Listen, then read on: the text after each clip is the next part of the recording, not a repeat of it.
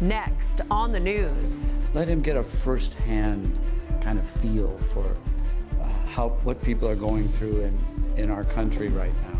During a private meeting, a bishop from the border gives Pope Leo XIV first-hand accounts from migrants.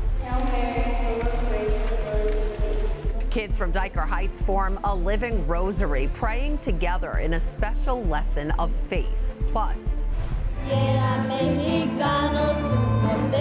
he's leading them in song and bringing them closer to their roots and to God this Hispanic Heritage Month. A Brooklyn deacon is helping bring young people back to the pews. I'm Katie Vasquez, and I'll have that story coming up. I'm Christine Persichetti. Currents News starts right now.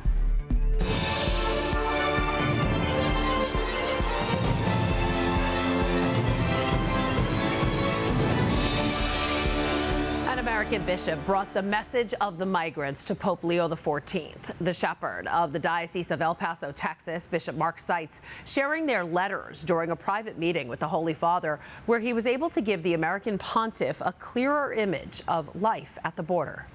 It seemed perhaps like his eyes were getting a little glassy, and not because he was bored. He was very much intent on it. El Paso Bishop Mark Seitz says he watched as Pope Leo XIV teared up while reading letters from migrants in the U.S., describing their fears of being deported back to the dangerous countries they escaped from. Letters like this one, which reads, "I am feeling very sad because my family could be separated from the rest of the family. They can't go out. They are afraid to shop, to go to church, and so they stay home. I am also scared, and so are they."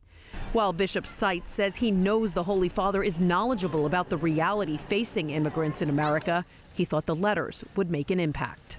Let him get a first-hand kind of feel for what people are going through in our country right now. The bishop, along with other immigration advocates from the Hope Border Institute, met with Pope Leo at the Vatican Wednesday morning and thanked him for his support. We know we're doing something that is faithful to the gospel and faithful to the teaching of the church. But it's certainly nice to hear it from this successor of Peter. The first U.S. Pope recently spoke out about American immigration policies, questioning whether they were in line with the church's pro-life teachings. Pope Leo encouraged U.S. bishops to continue to speak out on the issue. And although it was a short meeting because the Holy Father was running late, Bishop Seitz says they had a beautiful exchange. He said to us very early on, you know, I'm sorry we don't have time to sit down. And I was moved to say, well, we're happy to stand with you, Holy Father. And later on in the meeting, he said, I'll stand with you. This meeting came on the heels of the Jubilee of Migrants. Over the weekend, Pope Leo celebrated a special Holy Year Mass for migrants, where he denounced the stigma of discrimination that they often face. You could read more about Bishop Seitz's experience with Pope Leo online at thetablet.org.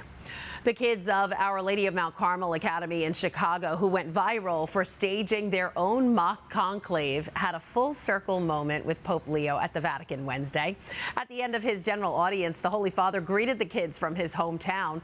They were wearing the very same costumes, which included the iconic red capes of the Cardinals that they donned when they held their mock conclave back in May. After 3 ballots, they elected 4th grader Augie Wilk as their Holy Father, and the young man, who gave himself the name Pope Augustine, was able to shake hands with the real Pope Leo months later. The kids at St. Ephraim Catholic Academy joined together in prayer on Tuesday.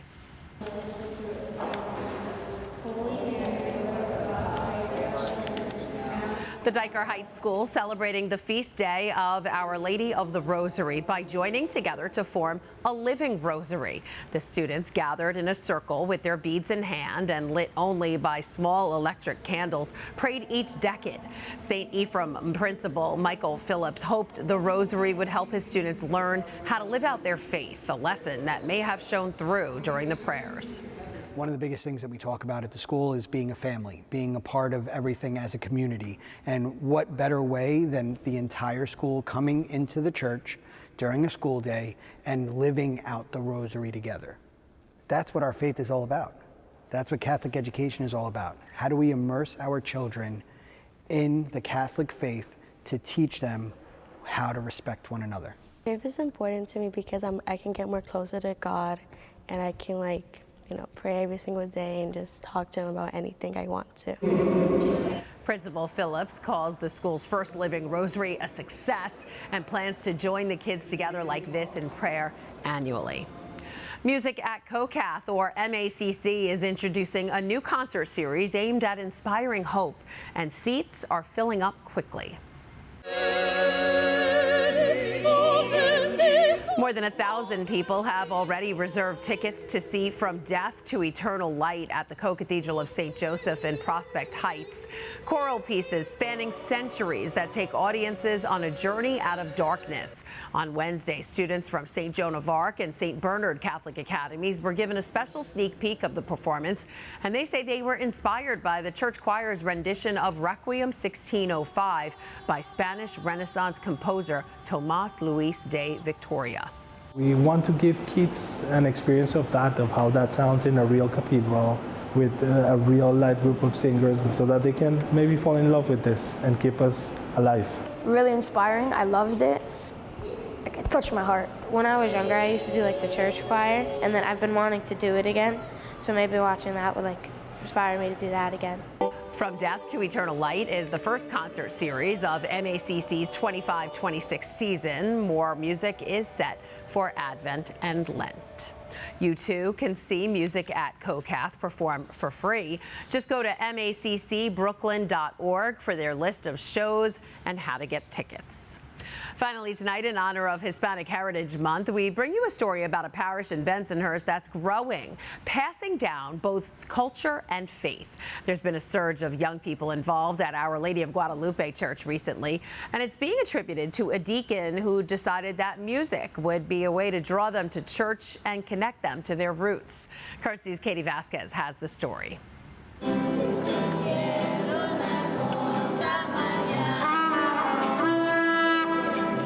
The rhythm of mariachi music fills Our Lady of Guadalupe Church in Bensonhurst. With a 25-piece band of young people from kindergarten to college age, including Edwin Balon, who is also an altar server and catechist. And I play the guitarrón, the bass of the band. It's not just, coming to church, or prayers, it's actually getting involved, having fun, Songs they hope can connect more people to Christ. I like the sound of the violin, and I like to honor God because people are connected through music. Music connects the soul, it's like a universal language. Deacon Edgar Saucedo got the idea to form the band while working with youth at the Brooklyn church. He thought it was a good way to get them involved in other aspects of worship. Basically, the idea was to create our own group, but we discovered that with the music, we can reach a lot of the young people here. So that's basically, I think, in the way that the Holy Spirit works, to create new things. Young people like Juretzi Hernandez started attending the church to receive the sacraments. I started coming because I was going to get baptized. It was wonderful. I loved it.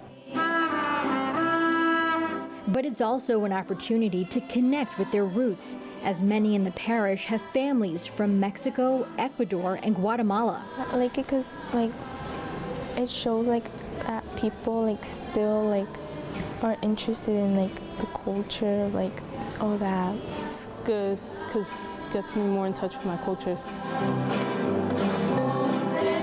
And it's a way for this congregation to thrive for years to come. The young people is the future, but I think now is the present, because we need to start now for the future. The band will be busy practicing into December as they prepare for the parish's Feast of Our Lady of Guadalupe Mass. In Bensonhurst, Katie Vasquez, Currents News. They sound so great. Is your parish celebrating Hispanic Heritage Month in a unique way? Email us the story at newstips@desalesmedia.org. You can also call our 24-hour number, 718-517-3122. That is this Currents News Update. I'm Christine Persichetti. Thank you for joining us, because we are putting your faith in the news. Hope to see you again next time.